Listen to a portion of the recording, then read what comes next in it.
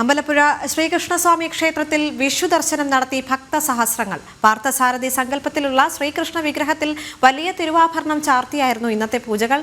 ഉച്ചപൂജയ്ക്ക് മുന്നോടിയായി പന്തീരടി പൂജയും നടന്നു.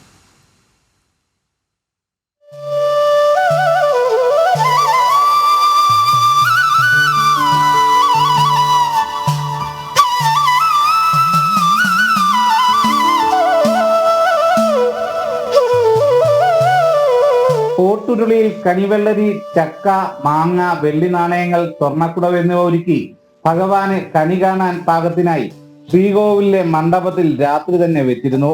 പുലർച്ചെ 3-ന് നട തുറന്ന് ദേവനെ ആദ്യം കണി കാണിച്ചപ്പോൾ ഭൂപാള രാഗത്തിൽ ശ്രീകൃഷ്ണ സ്തുതികൾ ഉയർന്നു.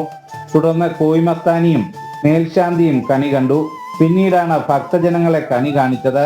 രാവിലെ 6 വരെ കണിക്കാഴ്ച തുടർന്നു.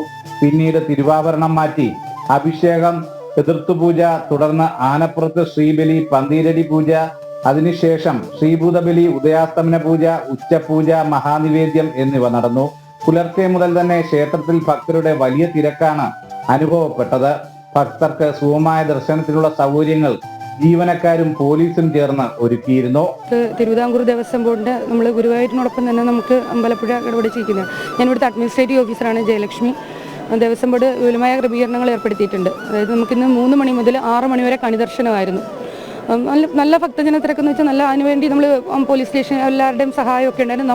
നമ്മൾ ഉൾപ്പെടെയുള്ള എല്ലാവരും അത് ഭക്തജനങ്ങളുടെ തിരക്ക് നിയന്ത്രിക്കാൻ ആരെയും നമുക്ക് ഒരു പരാതിക്കിട വരുത്താതെ മാക്സിമം എന്തെങ്കിലും ബുദ്ധിമുട്ടുള്ളവരെ നമുക്ക് വീണ്ടും വന്ന് തൊഴിപ്പിച്ച് നമ്മൾ വിടുന്നുണ്ട്.